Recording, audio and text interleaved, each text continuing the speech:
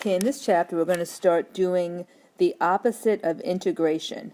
And the opposite of integration is called antidifferentiation. And this gives you a little snapshot of what it means. Okay, for example, let's look right here. So, if this is a derivative, then the original function must be this f of x. So that's what they're kind of telling us. So things to think about regarding antidifferentiation. So number one, if a function f of x has an antiderivative, and that antiderivative we're going to have a capital F of x from now on, then it has infinitely many antiderivatives. So for example, any function of the type g of x, this can be the antiderivative, where c is a fixed constant. Okay, so why is that the case? So we're going to think about this in a second, but let's come down to here instead. What if, when you take your derivative, you get 2 for an answer? What's the antiderivative of that? Well, what was 2 in a prior life? If I took the derivative using the power rule and I got 2, then my original function could have been f of x equals 2x. Now, let's think about this. So if you take this derivative, don't you get 2? But, won't you get 2 if you took any of these derivatives? So that's why when we say we're going to take the derivative of 2 dx with respect to x, we're going to get 2x plus some c. That c is your constant of integration, and that allows you to include all of these derivatives. So let's go to the next page. We'll talk about that a little bit more. Okay, so see what I mean? If you say that my derivative was 2, my antiderivative could be 2x. This is, what, 2x minus 2, I think. This is 2x, say, plus 3. This is 2x, say, plus 7. Okay, so you have all different options, and because you don't know what the constant is, we're going to always write it like this. When you take a derivative in this section, you're going to take the derivative by undoing a couple of different rules, and we'll go over that in a second, and then you're going to always say plus c. Now, if we knew more information about f of x, we could eliminate the c with an actual constant. For example, if you're getting f of x equals 2x plus c, and I know that f of 0 equals 7, so that's 2 times 0 plus c, c has to be 7. So if that's the case, this is the function, and that's the only function that does that. What if instead you knew, so here let me just change colors, let me backtrack and we'll change to this. Okay, what if we're going to do this one? What if you knew that your f of x equaled 2x plus c, but you also knew that f of 1 equals 2 times 1 plus c, and that's going to equal 5. Don't you now know that your c is 3, and can't you now write your equation that way for your answer? Okay, so that's some material we're going to continue to explore as we develop some rules. Okay, our next thing to talk about is notation and terminology. Okay, antidifferentiation is also referred to as integration. A function is said to be integrable if it has antiderivatives. The family of all antiderivatives of a given function is called the indefinite integral of f. This is denoted by this. Okay, so this is indefinite integral. So let me just say done. So the reason why it's indefinite is going to come up later on. I don't have any endpoints here and here. So we'll talk about that in a little bit. Okay, how do we read this? So this is read as the integral of f with respect to x, or the integral of f of x dx. Either way is fine. So here is an indefinite integral. Here is your original function plus the constant of integration. Let's go through the different information here. So the integral sign is this little curly Q. The integrand is the f of x. Okay, so that is your derivative. You always write the variable of integration. It's also called the differential, which is what I think our textbook refers to it as. Here is your antiderivative, and then here is your constant of integration. So next, let's go over some of the rules of integration. Okay, so the first one is the constant multiple rule. So look what you can do. You can take this constant and you can bring it out here and then take your antiderivative. Okay, the sum rule is just like the sum rule really for differentiation. For antidifferentiation, it says that the antiderivative of a sum is equal to the sum of the antiderivatives. Same thing for the difference rule. The antidifferentiation of a difference is the difference of the antidifferentiations. Okay, these rules are very important, and you're going to end up memorizing these. These rules you just kind of know because you can break up your antiderivatives the same way you broke up your derivatives. And the constant kind of comes along for the ride, whether we're taking derivatives or antiderivatives, as long as it's a multiple. Okay, the simple power rule. So here it is. Some function raised to the x dx in a prior life. Okay, so that these underlined, those are the derivatives. So we're trying to get the original functions back. Okay, these are your original functions back. Okay, so what are you going to do? Look at the power rule. When we did the power rule when we were doing derivatives, didn't we say n minus 1? And that's your new power. Now our new power is n plus 1. And when we took derivatives, we said times n minus 1. Now we're going to say divided by n plus 1.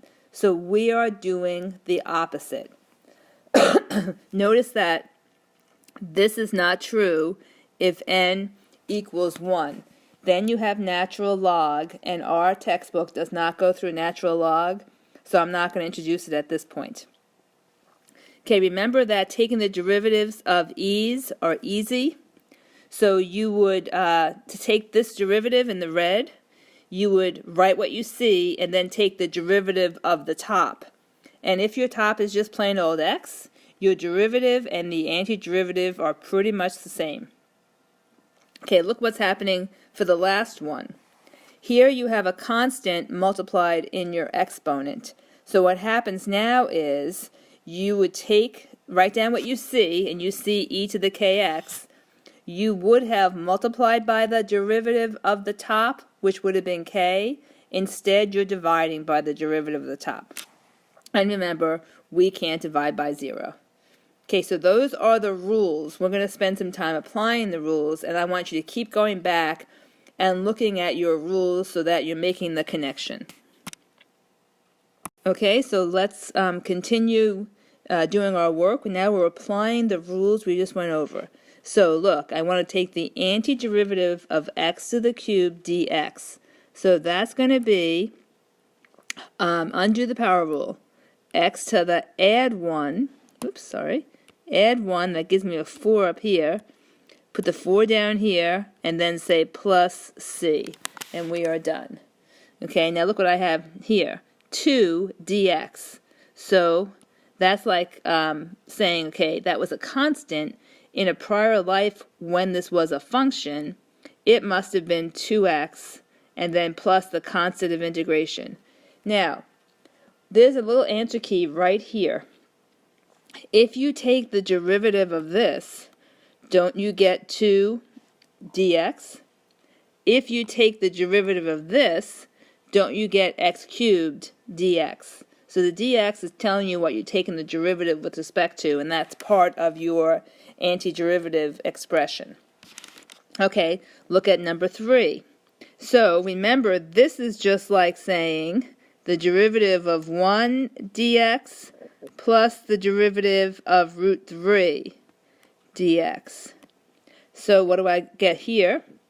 I would get 1 dx was previously x plus radical 3 dx must have been radical 3 times x, and now you only have to add one constant of integration.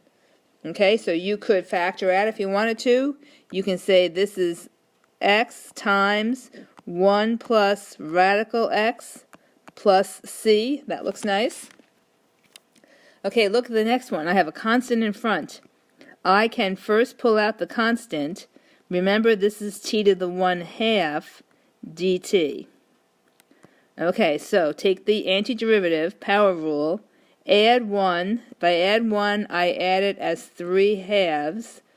Divide by 3/2, which is the same as multiplying by 2/3.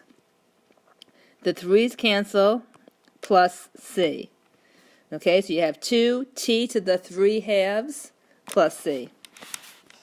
Okay, the next one, at this point, what we're going to do is combine our exponents. So this is x to the first times x to the 1/2. So write your base once and add your exponents. 1 plus 1/2 is 3/2 dx. Now take your antiderivative. Add 1, that makes it 5/2. So x to the 5/2 multiply by 2/5, which is the same as dividing by 5/2, and don't forget the constant of integration. Okay, look at the next one. You can break this up if you like to be 1 dx plus, bring that up, the derivative of the antiderivative of x to the -3 dx. Okay, time to get to work. That equals x for the first term plus x plus 1, that's a -2 over -2 plus your 1 constant of integration. Okay, so clearly you can make this x minus 1 over 2x squared. Okay, so you can rewrite that without all the negatives and without a double, operation right here. Okay, so the next one. What you want to do first for 7 is to FOIL. Okay, so foiling comes first. If you FOIL, you're going to say the first, which gives me 2t cubed, the outer, which gives me plus 2t squared, the inner, what does that give me? Plus, so I have a t up top over t, so that's going to give me t to the 1/2. Just check that, make sure you understand that. And then last is plus t to the -1/2. So make sure you understand that as well. We haven't done the antiderivative yet. So now, and because these are t's, let me just backtrack. My last thing should have been dt. Okay, I think I'm going to erase this little piece here so I can have something else to write with, another space to write with. So now take the antiderivative. So I have 2t to the 4th over 4 plus 2t to the 3 over 3 plus t to the 3/2 divided by 3/2 or multiplied by 2 over 3. And then plus t to the 1/2 plus 1 is t to the, taking the -1/2 plus 1 is t to the 1/2 divided by 1/2 or times 2 plus your constant of integration. Now you should reduce where you can. So for example, the 2 is gone, the 4 becomes a 2, and other than that, you are okay.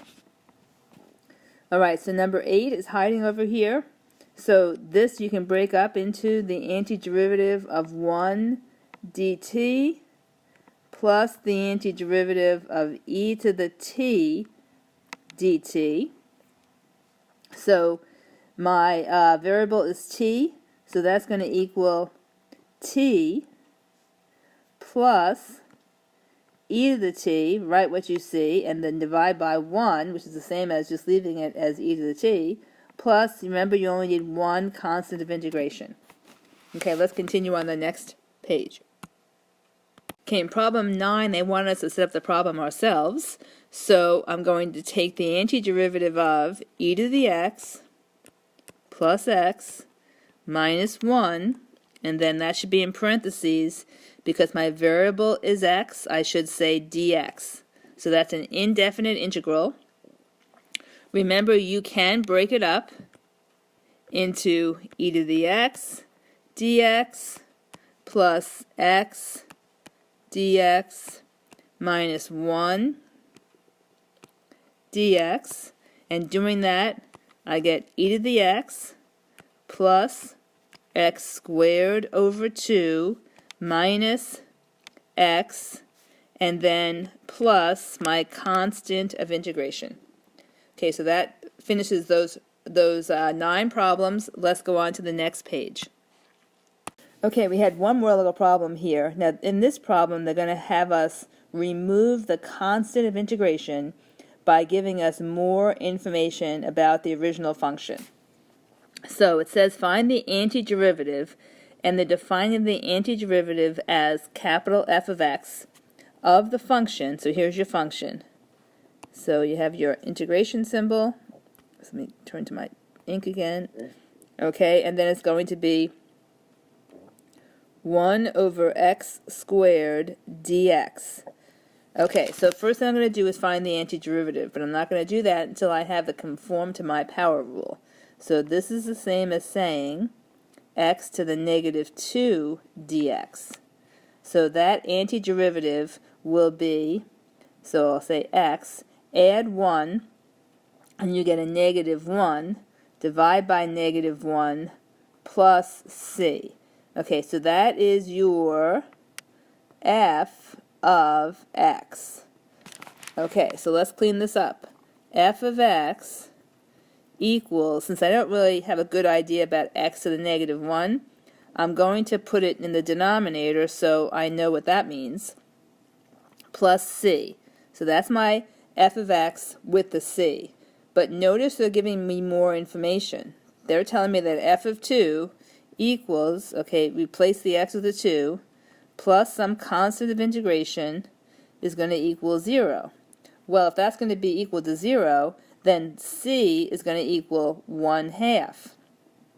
Okay, so my real function is f of x equals negative 1/2, excuse me, take that back, negative 1 over x, go back to your generic, plus, instead of saying plus c, I know I need to have a certain value happen when f is 2, and that changes my plus c to a plus 1/2.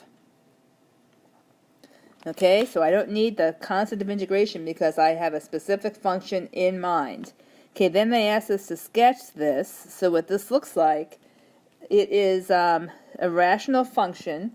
So it's asymptotic here, and then it's going to come up and it's going to cross 2 right here and continue asymptotically along the x-axis. Okay, this is going up, this is going this way. Okay, so verify that with your calculator, and then you're done with the problems for the first section. Alright, in 5.2, we're doing definite integrals. So the definite part of that phrase means that you have an interval, and this is 1a to b, that you're going to be looking over to get a value. So in this situation, your function is bounded, and you will get a number for your answer instead of getting a an expression. Okay, so we're going to be using the fundamental theorem of calculus.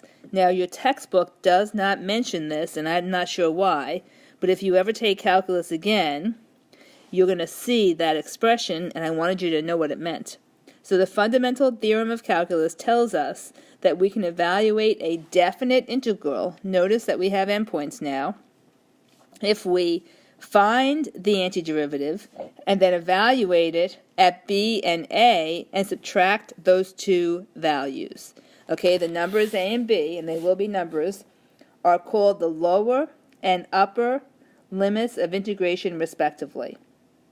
Okay, so we have a whole bunch of different ways we can express this. So notice, if your endpoints are the same, you're not going to get a value. It's going to be 0. Notice that if you want to go from A to B, that's the same as negating going from B to A. If you want to go from A to C, you can first go from A to B and then go from B to C and add the two functions. Okay, there are more rules on the next page. Okay, so we left off right here. So now if you have, notice you can always bring the constant out. That's all they've done is they brought the little constant out, and then everything else is the same. Okay, so then what's happening here? Oh, look what they're saying.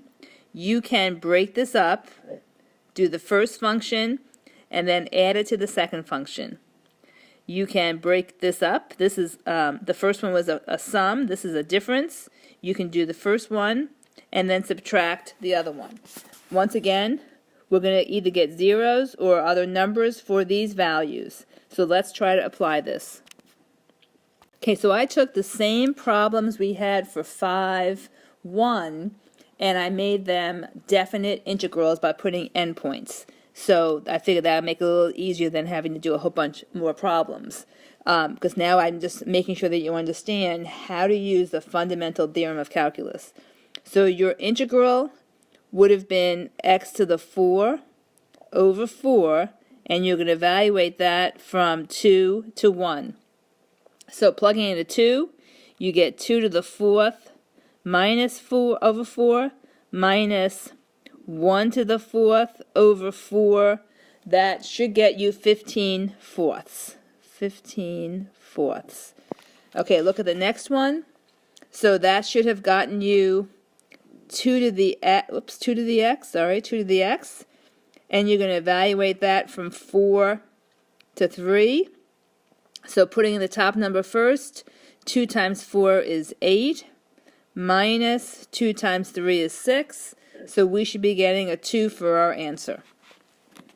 Okay, the next one, remember that you could break it apart, or because these are an expression that's actually a constant, you can just write 1 plus radical 3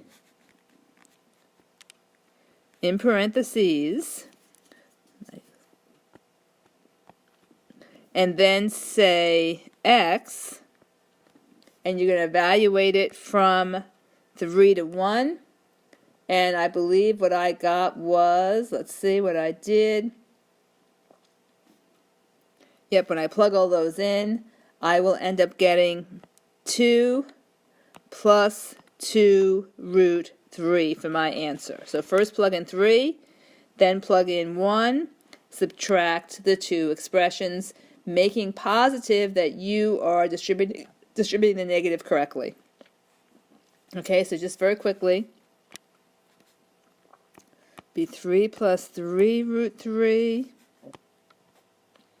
minus in parens 1 plus root 3, and that's how I'm getting that.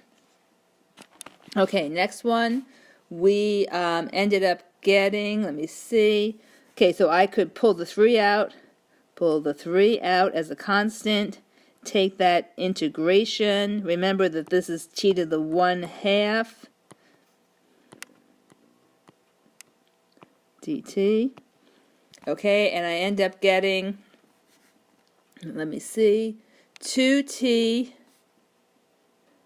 to the 3/2, so 2t to the 3/2, and then evaluate that from 2 to 0. So when you do that, you should be getting 4 root 2 after you simplify everything. Okay, continuing on, look at the next one. So we got the following for our answer. This was 2/5 radical x to the 5th, radical x to the 5th, and we're going to evaluate that from 4 to 1. And when you plug in, you should be getting 64/5 minus 2/5, which equals 62/5. And you can make that a decimal if you like. If you do, it's 12.4.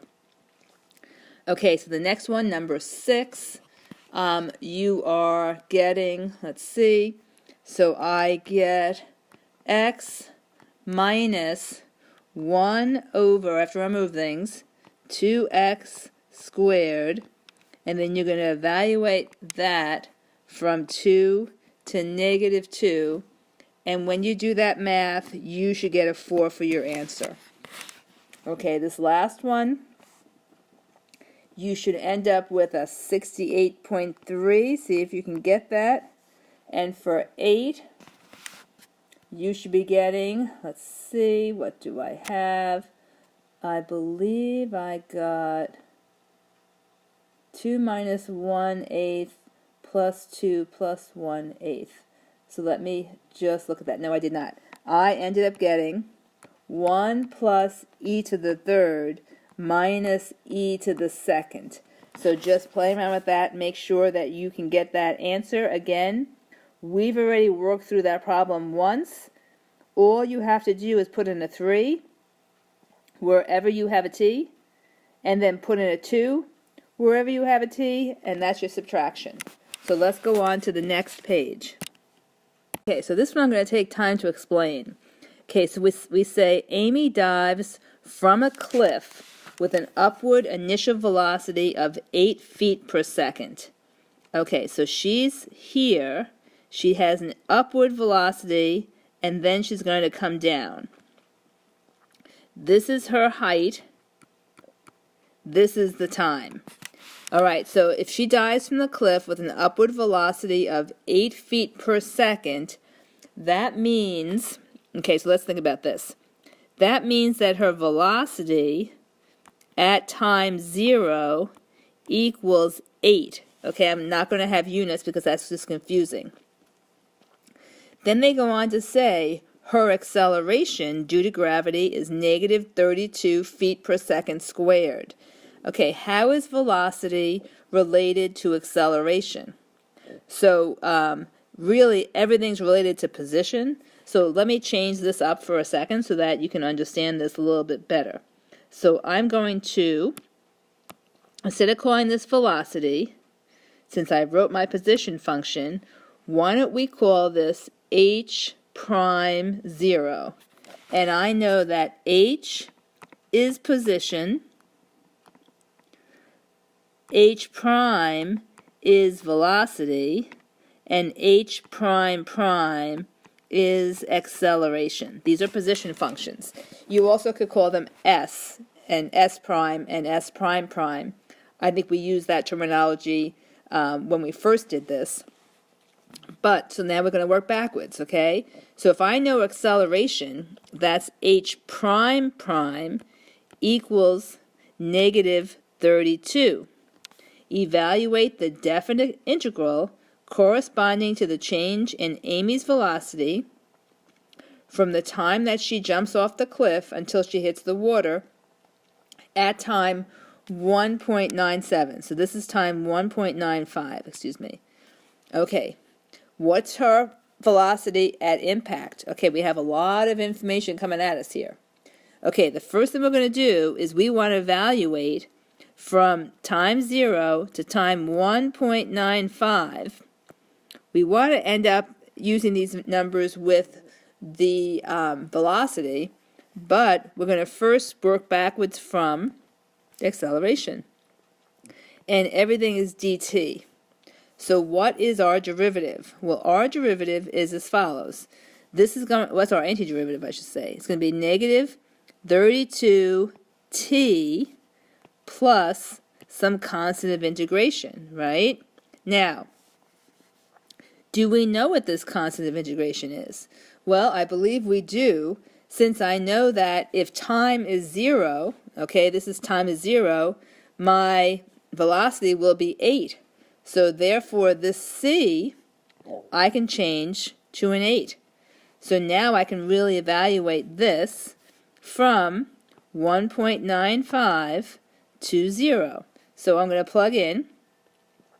So this is going to be my h prime, and I'm going to evaluate it. So let me backtrack a sec.